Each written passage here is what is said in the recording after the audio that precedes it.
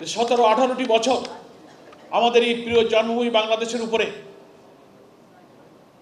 মানবাধিকার, গণতন্ত্র, আমাদের ধর্মীয় মূল্যবোধ, আমাদের জাতিসত্তা, আমাদের স্বাধীনতা, মানুষের অর্থনৈতিক অধিকার, সামাজিক সুবিচার, আমাদের সাম্য, ন্যায় বিচার, সংবাদপত্রের স্বাধীনতা, মানুষের জীবনের মৌলিক সব কিছুকে তছনছ করে দিয়ে হত্যা, খুন, গুম, ফাঁসি, নিষ্ঠুর নির্যাতনের বর্বর ইতিহাস সৃষ্টি করেছিল। মানবতার হত্যাকারীর সবচেয়ে বড় মাস্টার মাইন্ড হচ্ছে শেখ হাসিনা। এবং জনতার উত্তাল আন্দোলনে, কোটি কোটি মানুষের উত্তাল আন্দোলনে 5ই আগস্ট গণভবন থেকে ইতিহাসের সবচেয়ে ঘৃণ্য ফ্যাসিস্ট সে এবং তার বোন হেলিকপ্টারে পালিয়ে ভারতে যেতে বাধ্য হয়েছে। আমরা পৃথিবীতে অনেক স্বৈরাচারের পতনের ইতিহাস দেখেছি, কিন্তু এত নির্লজ্জ, এত বেহায়া,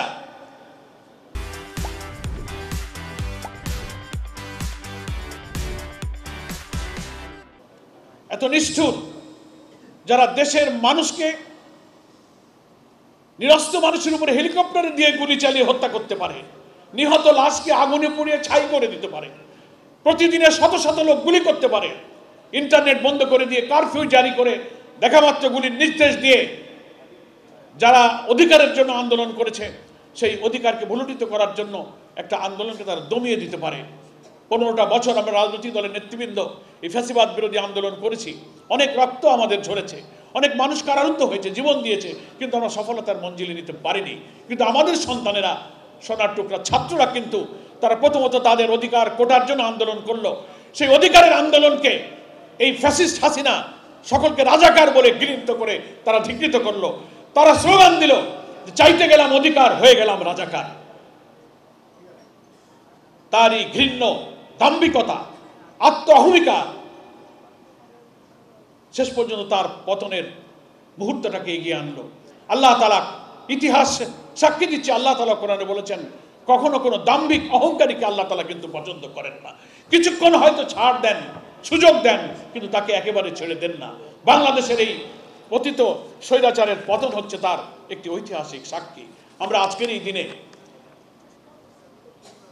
জুলাই আগস্টের এই গণ অভ্যুত্থানের ঐতিহাসিক অংশীদার সেই সোনার সন্তান শহীদদেরকে স্মরণ করছি। প্রায় 25-30 হাজার আহত ছাত্র জনতা যারা ক্ষতবিক্ষত চিহ্ন নিয়ে বাড়ি ঘরে বসে হাসপাতালে দেশে বিদেশে কষ্ট পাচ্ছে, তাদেরকে সুচিকিৎসার জন্য কামনা করছি।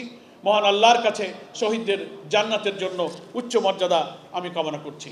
আমার প্রিয় ভাইরা, যারা শহীদ পরিবার এসেছেন তাদেরকেও আমি বলবো সান্ত্বনা দিয়ে যে দুনিয়াতে থেকে একদিন চলে যেতে হবে।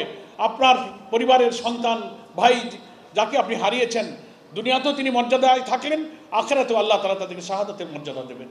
তাই আপনারা নিরাশ হবেন না, হতাশ হবেন না, মন খারাপ করবেন না।